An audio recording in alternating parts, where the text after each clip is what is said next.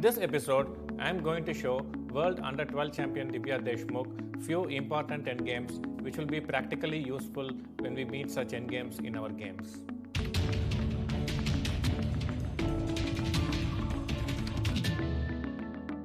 Okay, Divya, so in this episode I am going to show a few endgames where one side has an extra exchange, but winning such positions is not practically easy if you don't know the plan already.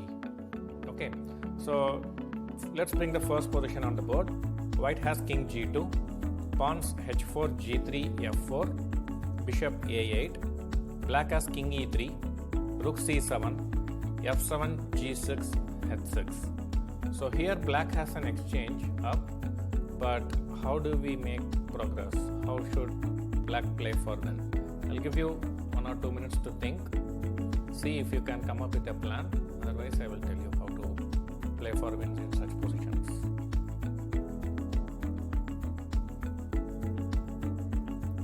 So this game was played between Spielman and Kasparov. Kasparov was black. It was played in 1981. Okay, and Kasparov found the plan how to win, but not easy. F5, You want to play f5 with black, and then what you want to do? G5. f5, g5. Okay, so let's see what happened in the game. Okay, he played f6, close. King g1. So he's simply going to play king g1, king g2, king g1, king g2. Or if he has bishop moves, he can play like bd5, ba8, bd5, ba8, and so on. Okay, so what is the plan of f6? Rook G7 and G5. Yeah, rook g7. So king g2, g5, h5, h5, fg5, now rook g5. This is the plan. So the point is, black wants to play f5, f4, win the pawn, and if he stays in the g file, the white king stays in the g file, we'll get f5, f4. If he moves the king away, our king will come king f2 and win the game. Okay, so the rest is easy.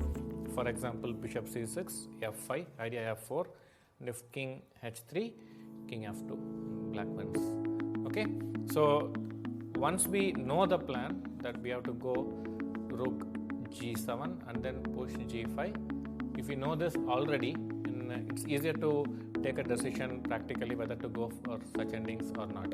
So this game was played in 1981, and then what happened in 2012, I was watching one tournament on internet live, and then we reached a similar end game.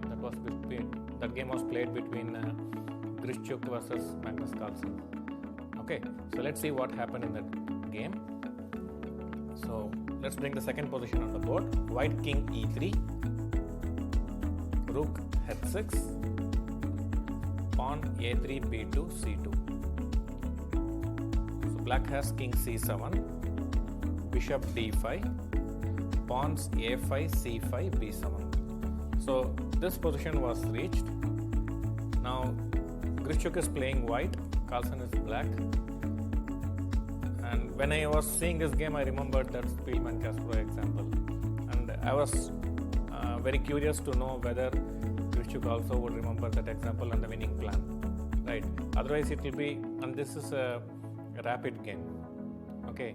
And already, probably, most likely, both players are in time trouble. And if you don't know the plan, it is impossible to find it over the board, right? With less time. So let's see what happened. King f4, b6, king e5, bishop g2.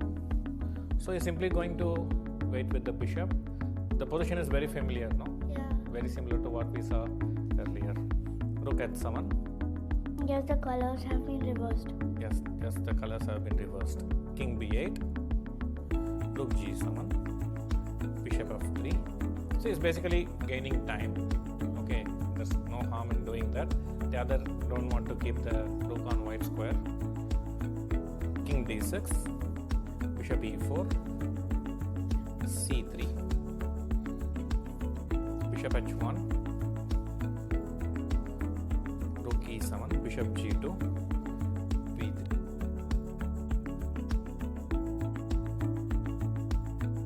Buckley, what is your view on that? I think all players are very appreciative. You don't need a guidance. How about you? Such a They really want us to be champions.